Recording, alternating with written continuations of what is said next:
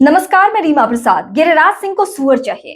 अब सुअर क्यों चाहिए जानेंगे तो और हैरान होंगे। वैसे हैरानी की बात नहीं है, क्योंकि गाय गोबर वाले ये मंत्री गिरिराज सिंह इन्हीं चीजों के लिए फेमस है। कभी उनको गाय के ऊपर लेक्चर देते सुनेंगे, कभी गोबर के ऊपर लेक्चर देते सुनेंगे। अब नया लेक्चर है उनका सुअर के ऊपर।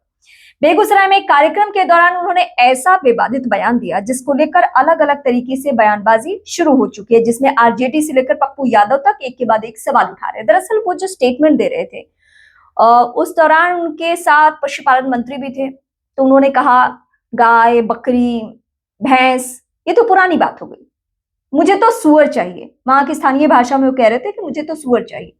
अब सुअर इसलिए चाहिए क्योंकि इधर उधर वाले लोग सुअर की वजह से नहीं आते हैं। आप समझ गए होंगे कि उनका इशारा इधर उधर के लोगों का मतलब क्या था। अब गिरिराज सिंह के मुंह से आप किसी और अच्छी चीज की तो उम्मीद कर नहीं सकते हैं।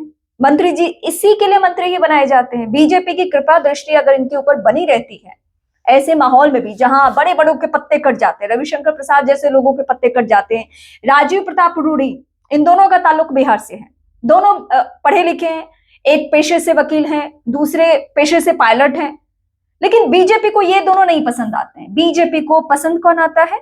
गिरिराज सिंह, गाय गोबर वाले। मैं तो उनको वही कहती हूँ कि गाय गोबर वाले ये मंत्री हैं।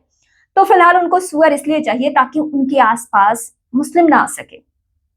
ये वही है झटका मीट वाले, किसी दुकान का उद्घाटन किया था उन्होंने।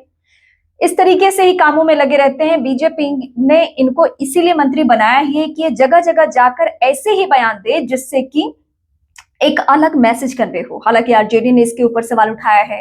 पप्पू यादव ने भी सवाल ये उठाया कि जहां रहेंगे कीचड़ ही फैलाएंगे, कीचड़ में लौटने की इनकी पुरानी आदत है। वैसे यही बयान उनके ऊपर सटीक बैठता भी है। अब आप इस बयान को लेकर क्या सोचते हैं, मुझे जरूर बेहिचक कमेंट करके जरूर बताएं।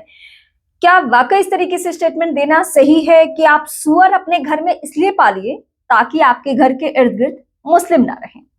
ये किस तरीके की बयानबाजी है? मतलब ये आम बोलचाल में, आम भाषा में, या दो चार लोग आपस में बैठ के इस तरीके की बातें करें तो भी हालांकि हजम होने वाली बात नहीं है, लेकिन उनको माफी मिल सकती है। अब इस देश का केंद्रीय मंत्री, किसी राज्य का मंत्री भी नहीं, केंद्रीय मंत्री अगर इस तरीके से स्टेटमेंट दे तो आप समझ सकते हैं कि राजनीति का रुख क्या है और हम सब क्यों मूर्ख बनते हैं इन सभी राजनेताओं के हाथे। वैसे गलती गिरिराज सिंह की नहीं है, हम जैसे लोगों की ही है, जो हम इनसे ना सवाल पूछते हैं ना इनके ऊपर सवाल उठाते हैं, और ये हमेशा हमेशा के लिए मंत्री बने रहते हैं। बेगूसराय से कौन इनके अपोजिशन में खड़ा होता है, वो नहीं जीतता है, ये जीत जाएंगे सिर्फ इसलिए क्योंकि ये गाय गोबर के एक्सपर्ट माने जाते हैं। तो ऐसे लोगों को गिरिराज सिंह मुबारक। लेकिन हमारा काम है कि हम बता दें आपको कि गिरिराज सिंह इन दिनों सुअर की डिमांड क्यों कर रहे हैं और सुअर से इन्हें क्या मिलने वाला है। फिलहाल मैं आपके ऊपर छोड़ती हूँ कि गिरिराज सिंह के इस स्टेटमेंट को लेकर आप क्या सोचते हैं। जाहिर सी बात है उनके कट्टर वाले फैन आके मुझे गालियां भी देंगे, कोई फर्क नहीं पड़ता है। आराम से आप बेहिचक होकर गाली दे सकते हैं, क्योंकि फिर मैं आपको भी गाय गोबर वाला ही आदमी समझूंगी अगर आप उनके फैन है तो। फिलहाल आप मुझे कमेंट करके बताइए कि आप गिरिराज सिंह को लेकर क्या सोच रहे हैं।